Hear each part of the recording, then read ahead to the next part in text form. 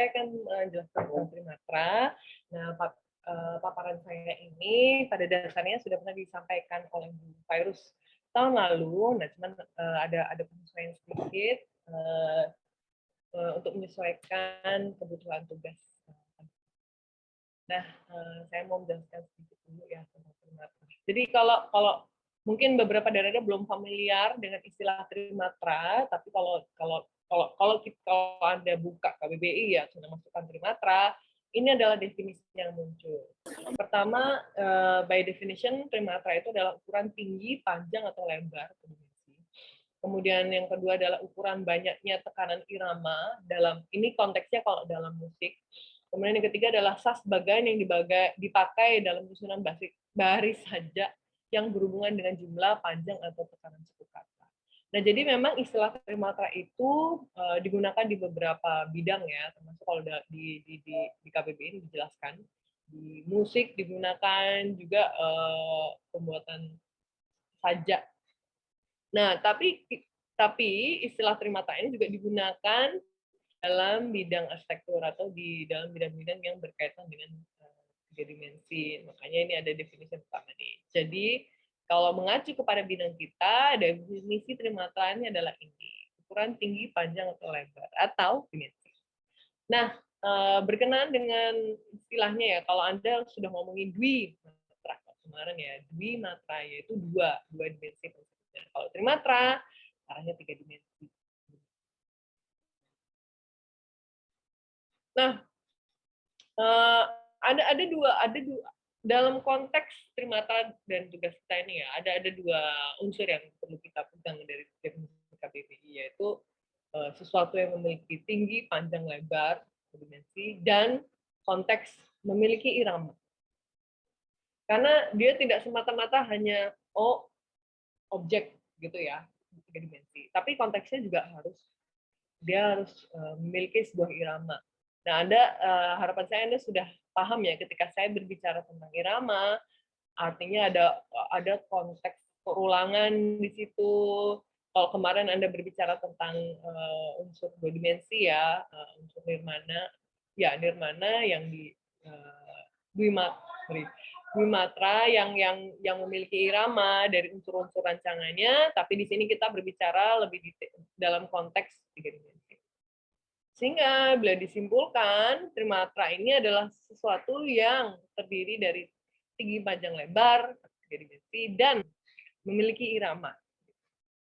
Perlu diingat ya, memiliki irama, jadi tidak hanya sekedar objek berdiri tanpa konteks irama. Nah, sekarang saya ingin Anda menjawab dulu. Kira-kira ini trimatra bukan?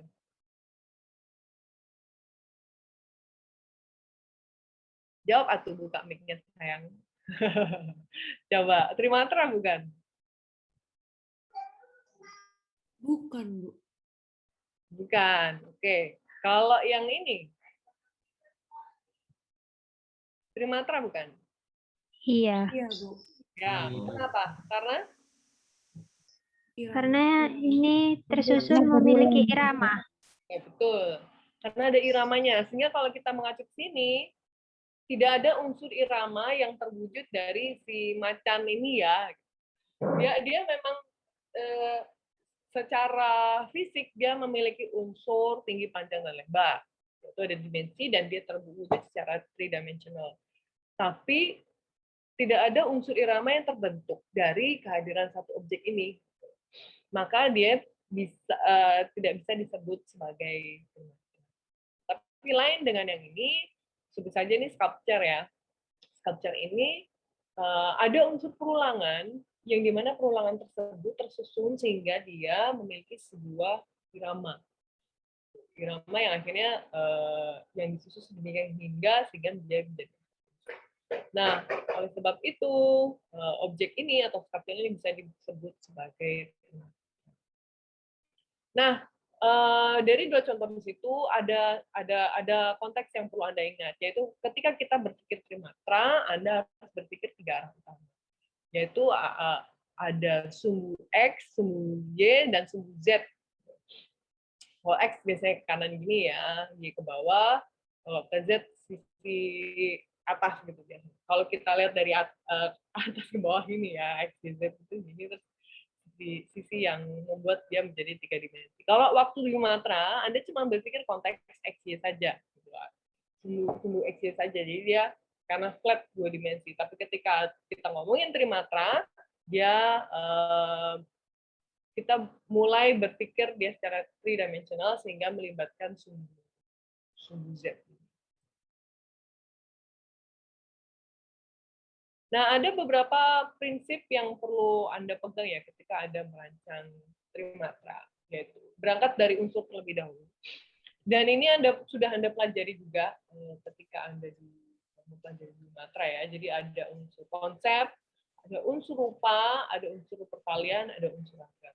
Walaupun tidak 100% semuanya terimplementasi secara mentah ke trimatra ya, namun logika merancang unsur estetika yang mau diwujudkan dalam trimatra, prinsipnya memiliki unsur yang sama ketika kita berbicara di dua dimensi di trimatra. Makanya secara sistem kurikulum kelas ini memang dibikin berurutan ya dari trimatra lalu ke trimatra karena prinsipnya sama. Di sini makanya kami berharap Anda sudah ingat ya, Anda sudah diperkenalkan dengan unsur Dwimatra yang kemudian nanti kita bawa ke.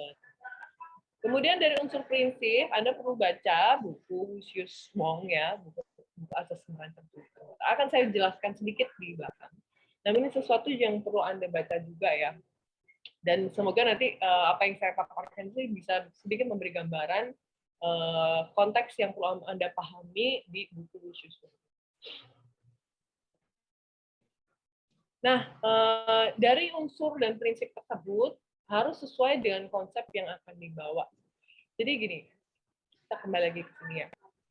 Jadi ketika kita berbicara dengan konteks konsep ya, apa yang mau Anda wujudkan dari situ? Bagaimana rupa yang mau Anda angkat dan bagaimana pertalian yang Anda wujudkan dari trimatra.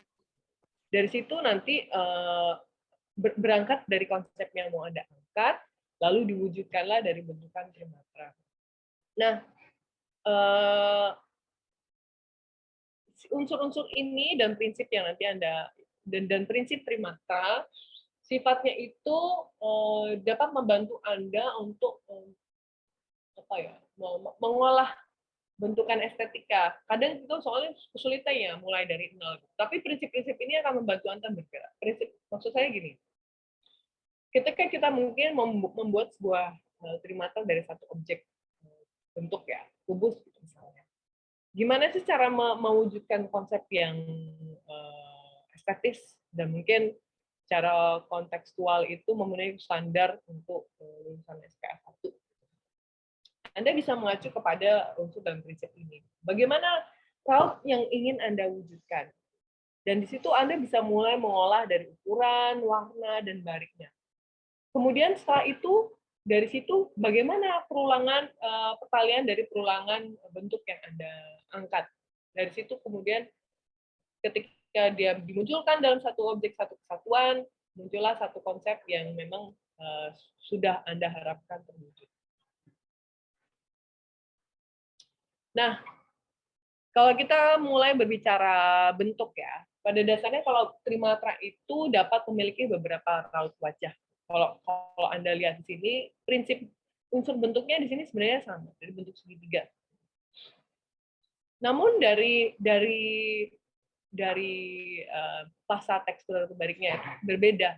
Kalau di sini dia mungkin permukaannya halus. Tapi di sini berdasarkan yang kiri diwujudkan berdasarkan bidang data. Tapi kalau trimatra yang sebelah kanan ini diwujudkan berdasarkan dari bentukan batang. Nah, sehingga Anda coba ketika Anda merancang, Anda perlu menentukan raut seperti apa yang ingin Anda wujudkan. Dan bisa Anda lihat sendiri juga di sini tampil kedua contoh di gambar yang saya tunjukkan ini memiliki karakter yang berbeda dengan nuansa yang berbeda pula. Mungkin kalau yang rigid seperti ini kesannya dia solid, strong, kaku dalam konteks, tapi di sini ada karena dia tersusun dari beberapa unsur batang, adanya rongga-rongga yang bisa memberikan rasa fleksibilitas. Nevertheless, itu kembali lagi kepada bagaimana Anda ingin mewujudkan trimata yang Anda rancang. Nah, kalau kita seperti yang saya jelaskan tadi, bentuk ini juga bisa dikenal dari beberapa unsur, yaitu ada ukuran, raut, warna, dan garis. Dari ukuran kita ngomongin skala dulu. Dari bagaimana kamu juga menata skala tersebut. Bisa dari kecil ke besar, bisa dari konteksnya skala besar monumental atau kecil, dan bagaimana dia kemudian ditata. Warnanya mau cerah ataupun gelap atau transparan atau solid, dan bagaimana tekstur dari atau barik dari bentuk itu. Sesuatu yang halus dan dibandingkan sama yang bertekstur bergerojal gitu misalnya, mewujudkan rupa yang berbeda dan apa namanya, image yang berbeda pula. Lagi-lagi itu kembali ke konsep yang mau Anda. Nah, dan dalam mewujudkan sebuah trimatra ini, prinsipnya Anda perlu ingat dimulai dari objek yang terkecil. Dan dari bentuk yang kecil-kecil yang diulang ini disusun dengan baik. Ketika dia tersusun menjadi satu kesatuan, dia menjadi bentuk yang besar dan menjadikan dia sebuah bentuk. Nah, ini contohnya gini prinsipnya.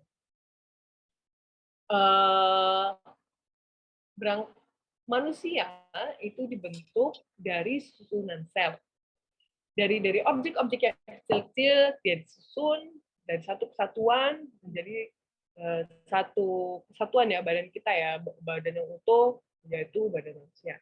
Nah, seperti halnya juga dengan trimatra, prinsipnya itu dibentuk dari objek terkecil ya, ada satu objek terkecil yang disusun secara berurutan dengan susunan yang estetis sehingga dia menjadi satu kesatuan dan membentuk satu kata. Nah, dari sini dan tugas Anda di sini adalah bagaimana menata susunan tersebut agar dia menjadi satu konteks estetika yang unity. Dan kalau kita berbicara unsur lagi, balik lagi ke unsur ini ya, ada unsur pertalian, tujukan, gaya berat, dan ruang yang arah dan ruang dan arah yang harus jadi bahan pertimbangan Anda juga. Dan makanya kalau dilihat bentuk yang beratnya seperti ini, disusun seperti ini, akan menimbulkan unsur bobot yang berbeda dengan susunan yang seperti itu. Nah, Anda juga perlu lihat mana kira-kira yang lebih estetika dan seimbang dari susunan ini, yang ini atau yang ini. Sehingga Anda bisa sehingga pada tugas ini diharapkan Anda mulai bisa merasakan ya estetika secara 3 dimensi dan di apa ya, hasil olahan tangan Anda sendiri. Nah, ini salah satu contoh trimata ya. Contohnya ini bentuk terkecil huruf A. Bentuk besarnya huruf A kecil gitu misalnya. Nah, ini adalah salah satu bentuk trimata yang ketika saya bilang disusun dari objek yang terkecil, lalu disusun sedemikian hingga sehingga jadi satu kesatuan. Dan olahannya tidak hanya bentuk, tapi juga warna dan keseimbangannya. Dia bisa saja disusun secara lurus, gitu ya, tapi ini disusun secara melingkar, sehingga mewujudkan tampilan yang seperti ini. Nah, kemudian Anda juga perlu apa ya, dalam nyusun trimatra, tentunya Anda harus mulai dari konsep dulu.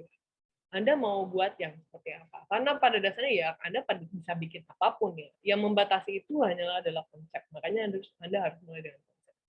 Anda boleh mencoba mencari inspirasi ketika Anda blank ya, nggak tahu harus ke arah mana gitu.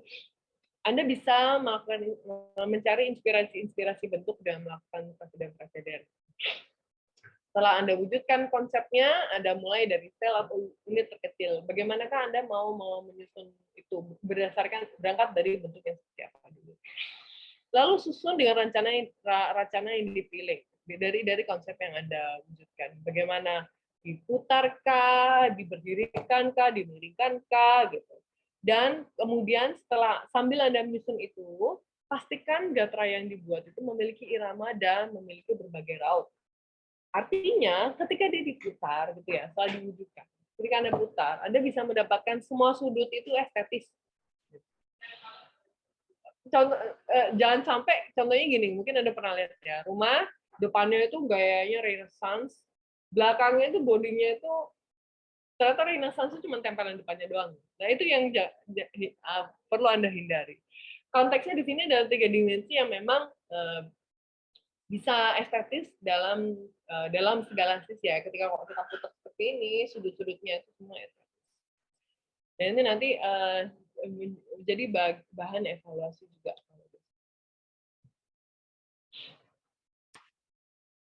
Nah, ini adalah salah satu contoh ya, kompleksitas yang kami harapkan Anda capai dalam tugas ini. Ini contohnya seperti ini.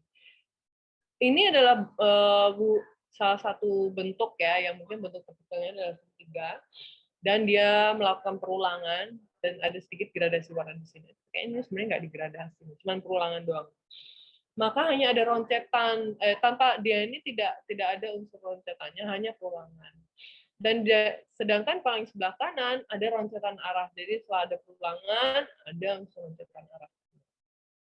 Nah ini yang kami harapkan bisa Anda coba olah, sehingga ada unsur kompleksitas yang bisa dicapai dari rancangan Anda. Lagi-lagi, Anda sebagai arsitek juga harus bisa menantang diri Anda sendiri ya.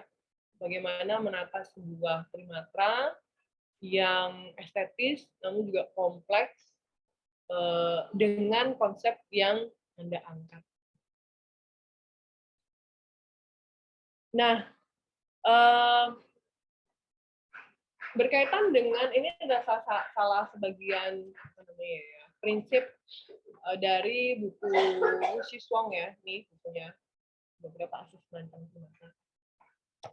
Yang dimana di sini saya mengambil dua unsur yang berkaitan dengan tugas kita, yaitu batang. Di sini adalah lapisan lanjut, nanti akan saya menjelaskan satunya lagi tentang garis hubung. Nah, salah satu olahan batang yang bisa Anda lakukan adalah dengan menumpuk lapisan lanjar. Namun, kalau di tugas ini, jangan sampai flat seperti ini ya. Ini kebetulan contoh, mungkin ini seperti jatuhnya ini lempeng yang nanti tugas selanjutnya, tapi kita di sini batang dulu. Anda bisa melakukan penumpukan, tapi jangan sampai datar, sehingga perlu seperti ini paling nggak. Nah, Anda bisa bikin olah seperti kipas, ada permainan susunan, kemudian tidak selalu datar, tapi juga bisa miring. Nanti kan batangnya dilem ya, sehingga perlu Anda bisa melakukan penyusunan. Namun, pesan saya jangan sampai terbatas pada pola susunan yang. Nah, begitu juga ada yang unsur prinsip garis hubung ya. Ini sebenarnya salah satu bentuk yang bisa dibilang susah-susah gampang, tapi estetikanya ini dapat banget. Tapi ini kembali lagi pada konsep Anda ya. Anda mau olahan yang mana, dan banyak contoh olahan batang yang bisa Anda explore. Pada dasarnya memang optionnya tak terbatas. Nah ini contohnya. Jadi ini sampai bisa seperti ini pada dasarnya ada olahan batang yang juga bisa Anda wujudkan nanti di tugas ini. Jadi dari satu unsur batang, hanya batang saja disusun, sehingga dia bisa sampai membentuk unsur lempungan. Panjang pendeknya ini juga bisa Anda tata sedemikian hingga sehingga dia bisa menimbulkan efek miring. Jadi ada banyak olahan yang bisa Anda lakukan, dan besar harapan saya Anda coba bisa menggali sejauh yang bisa Anda. Nah ini slide terakhir ya. Ini adalah salah dua contoh gubahan batang yang paling tidak standar minimal yang bisa Anda wujudkan dari tugas ini. Ya. Jadi prinsipnya batang ini itu ditata sedemikian hingga secara estetis berdasarkan unsur dan prinsip yang prinsip estetika Trimatra tadi, sehingga mewujudkan konsep yang Anda inginkan. Ini contoh yang garis hubung.